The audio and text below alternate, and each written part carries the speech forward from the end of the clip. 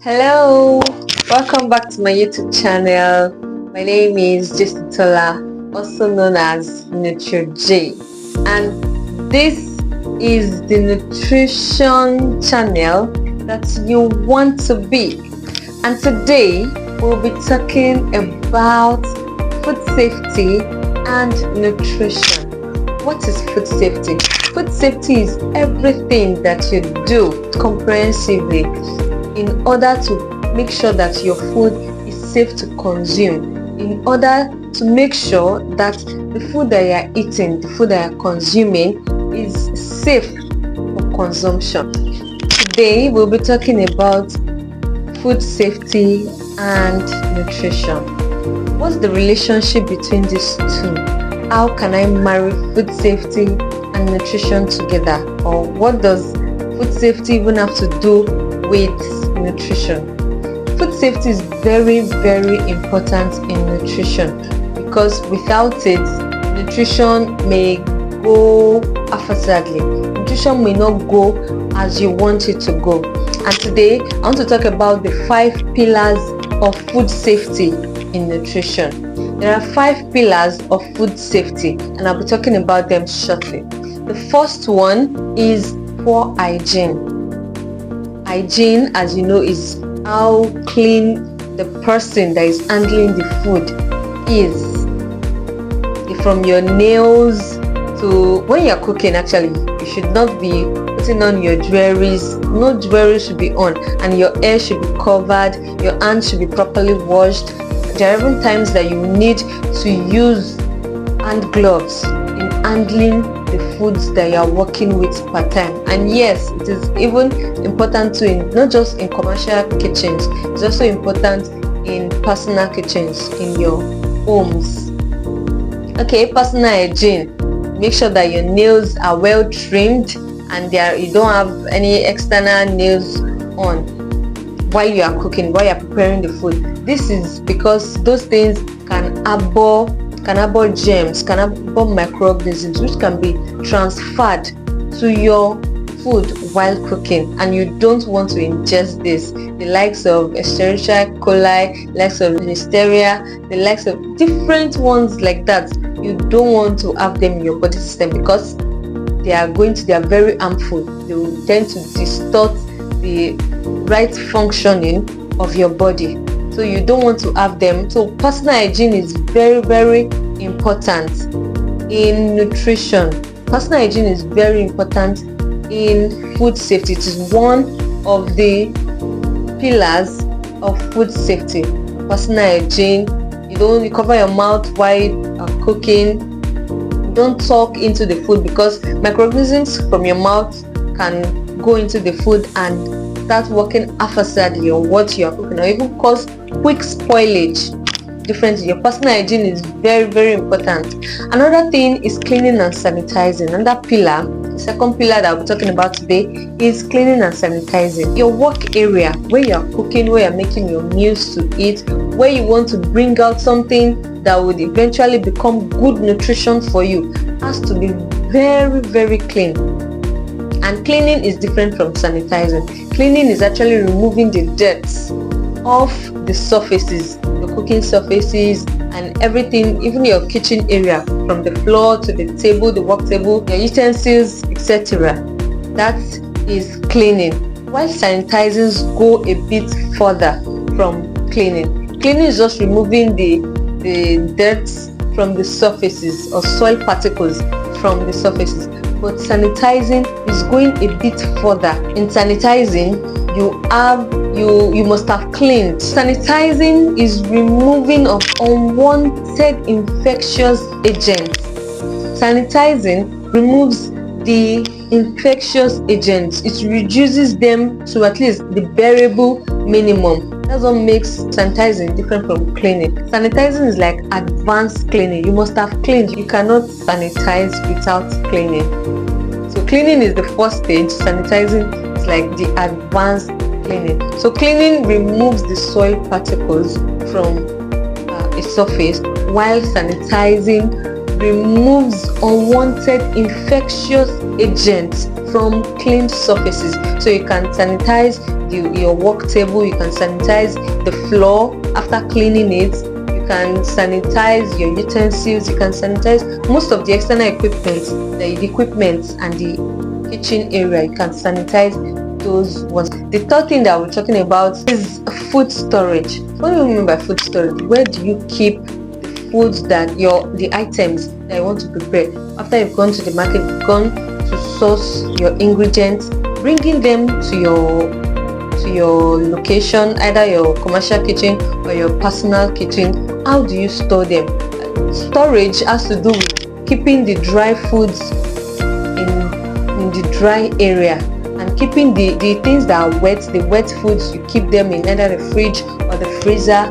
When you get, for example, when you get raw meat from the market, maybe you want to make a meal, and you've got raw meat, you've got vegetables, you've got different stuffs. Getting the vegetable and the raw meat, you don't put them together. For example, in supermarkets, when you buy soap or toiletries, they don't mix it with the things that are edible. Those non-edible things, especially when you buy chemicals, when you buy bleach or soap, washing soap, they don't add it with the things that you will eat, with the items that you bought that you eat. There's this different bag.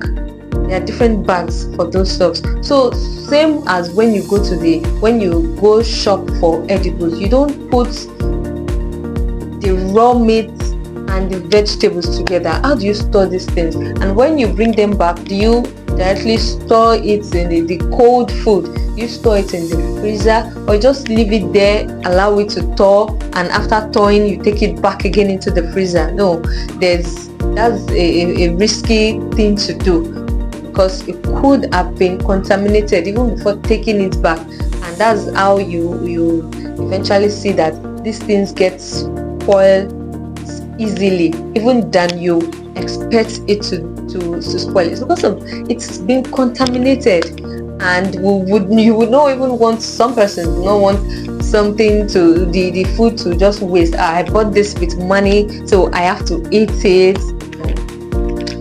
Well, there are ways that it can be restored, but please make sure not to cross-contaminate these things, so as to keep your food safe. So your storage, the way you store your food, is very, very important. The fourth one that I'll be talking about, of 4 of the 5 pillars of food safety, is food handling. When you get your raw ingredients, when you even want to cook it, how do you handle the foods? Like I said, do you put vegetables and raw meat or raw fish in the same bag? How do you handle them? These things can make your food ingredients to be unsafe for consumption, and you would not even know because you are not informed. But after this video, I know that you are now informed. Don't put vegetables and raw meat together in the same bag. Separate them, make sure they're in different bags. So the way you handle your food, that's just an example. The way you handle your food is very, very important in keeping your food safe for you to eat, for you to consume. And the final of these 5 pillars of food safety is time temperature control. The abuse of it. There are foods that have to be in certain temperature to keep them safe. If, for example, a food is supposed to be in a very cold condition for it to remain safe for consumption, and you put it in a not very cold condition, or you just refrigerate it instead of freezing it. Freezing is colder than just refrigerating, and you just put it in the refrigerator. That food, it may not even smell bad, nothing may happen to it on the outside, like you're still seeing it, oh, this thing is still cold. But do you know that there is a probability that food is no more safe for consumption? That is why when you get to the supermarket, there are foods that they're constantly in the freezer. They don't put them just on the shelf, because they know that if the temperature of that food changes, it puts the food at risk of microbial growth.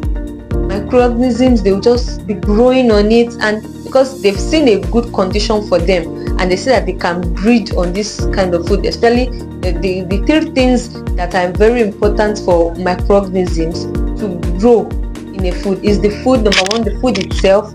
Number two, warmth. They need a warm environment. They don't want cold.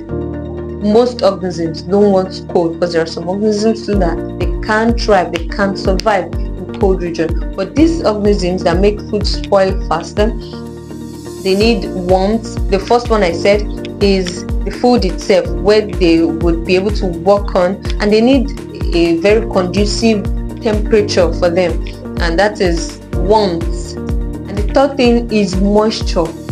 Microorganisms need food itself, they need warmth to multiply, and they need moisture for them to grow. And it is after they have grown that you start to see maybe colored stuff. They've already grown so much, they've built colonies, they are mighty moving force on your food already. That's when you start to see these signs of spoilage. When they are still very small, you don't see them, but when they've grown so much, begin to see them, and that is why such foods are not very safe to consume. So today we have talked about the five pillars of food safety. I'll make mention of them again. The first one that I said is personal hygiene. The second is cleaning and sanitizing. The third is food storage. The fourth that I mentioned is food handling, and the last one that I mentioned is temperature control. I'll make mention of it again. In summary, today I have talked about food safety and nutrition. I've mentioned the five pillars of food safety, and they are: number one, personal hygiene. Number two is cleaning and sanitizing. Number three is food storage. Number four is food handling. And the fifth one of the five pillars of food safety is temperature control. And that'll be it for today. Thank you very much. Please do like, share, and subscribe. If you have not subscribed, please subscribe. Until we meet again, where I'll be dishing amazing content on nutrition.